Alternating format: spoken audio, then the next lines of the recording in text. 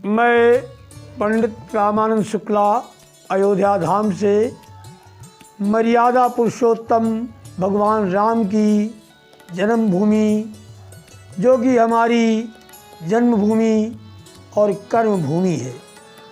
आज हम होली के शुभ अवसर पे अपने सभी प्रिय माताओं एवं बहनों एवं भाइयों एवं छोटे छोटे बच्चों सबको हार्दिक शुभकामनाएं एवं होली की मंगल की कामना करते हुए होलिका दहन क्यों किया जाता है, होली का महत्व क्या है और होली किस लिए मनाई जाती है, पौराणिक सूत्रों द्वारा निकाला है मैंने कि होलिका दहन किसने प्रारंभ किया और कैसे इसका विधि और कैसे करना चाहिए। इस विषय पे आज हम होली के शुभ अवसर पे अपने प्रिय भाइयों, माताओं, बहनों एवं छोटे छोटे बाल बच्चों को मार्गदर्शन कराने के लिए होलिका दहन के बारे में विशेष रूप से तत्पर हैं, तैयार हैं। सभी लोग ध्यान से सुने। हिंदू धर्म में होली के त्यौहार का विशेष महत्व है। होली के एक दिन पहले होलिका दहन करने की परंपरा है। इसमें लोग बढ़ चढ़कर भाग लेते हैं, हिस्सा लेते हैं। आइए जानते हैं होलिका दहन को लेकर क्या है। पूरे भारत में होली का पर्व हर साल धूमधाम से मनाया जाता है। लोग एक दूसरे पर रंग और गुलाल लगाते हैं। होली दो दिनों तक मनाई जाती है। पहले दिन होलिका दहन होता है, जिसे छोटी होली भी कहा जाता है। दूसरे दिन रंगों का त्यौहार होता है। होलिका दहन की तैयारी त्यौहार से 40 दिन पहले शुरू हो जाती है।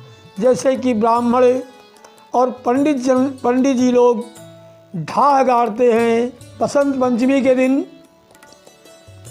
लोग सूखी टहनियाँ, पत्ते जुटाने लगते हैं। फिर फाल्गुन पूर्णिमा की संध्या को अग्नि जलाई जाती है और मंत्रों का उच्चारण किया जाता है। दिन सुबह नहाने से पहले इस अग्नि की राख को अपने शरीर में लगाते हैं, फिर स्नान करते हैं। शुभ मुहूर्त और तिथि 7/3/2023 को होलिका दहन का मुहूर्त शाम को 6:24 से रात 8:51 तक है। इस दिन होलिका दहन का कुल समय 2 घंटे 27 मिनट तक है। इस समय में होलिका पूजा होगी और फिर होलिका में आग लगाई जाएगी। होलिका दहन के दिन 7 मार्च को भद्रा सुबह 5:15 तक है।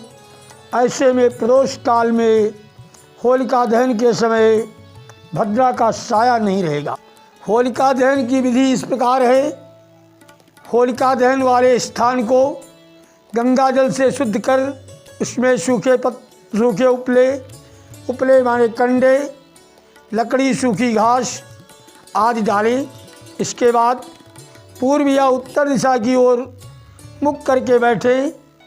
पूजा में 1 लोटा जल, माला, रोली, चावल, गंध, पुष्प, कच्चा सूत आने की कच्चा धागा, गुड़, साबुत हल्दी, मूंग की दाल, बतासे, गुलाल व नारियल के साथ नई फसल के धान जैसे पके चने की बालियां और गेहूं की बालियां गोबर से बनी ढाल लें। 4 सूत को होलिका के चारों ओर 3 या 7 परिक्रमा करते हुए लपेट कर लोटे का शुद्ध जल वहाँ अन्न सामग्री को समर्पित करें। पूजा के तत्पश्चात अर्घ्य आने की जल से अर्घ्य अवश्य दें। इस प्रकार होलिका पूजन से घर में दुख दारिद्र्य का प्रवेश नहीं होता है।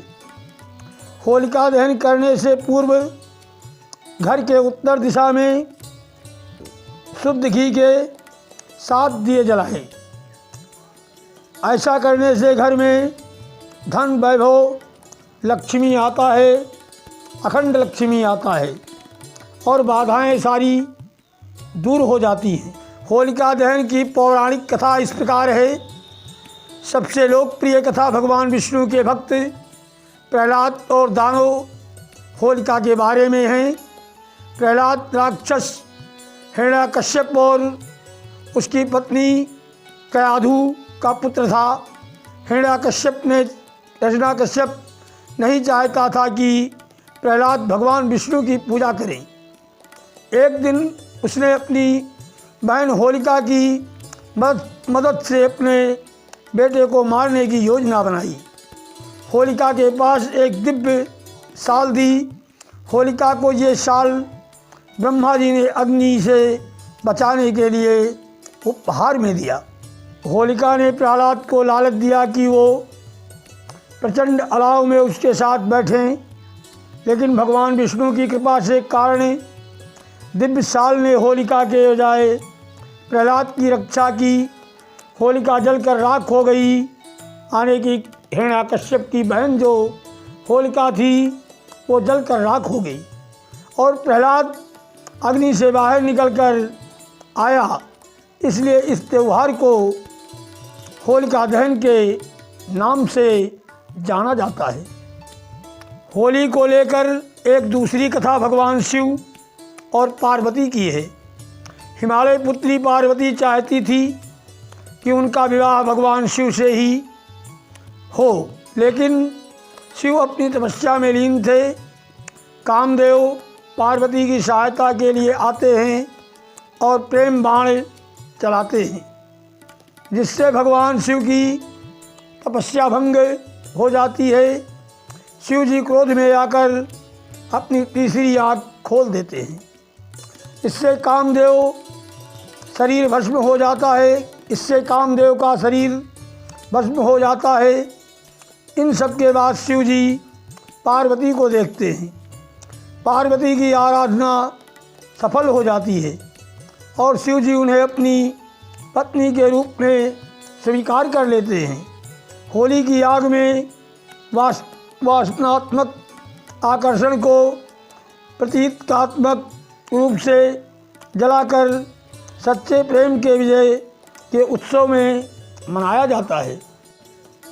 तीसरी पौराणिक कथा है भगवान श्री कृष्ण की, जिसमें राक्षसी पूतना एक सुंदर स्त्री का रूप धारण कर बालक कृष्ण के पास आती है और उन्हें अपना जहरीला दूध पिलाकर मारने की कोशिश करती है।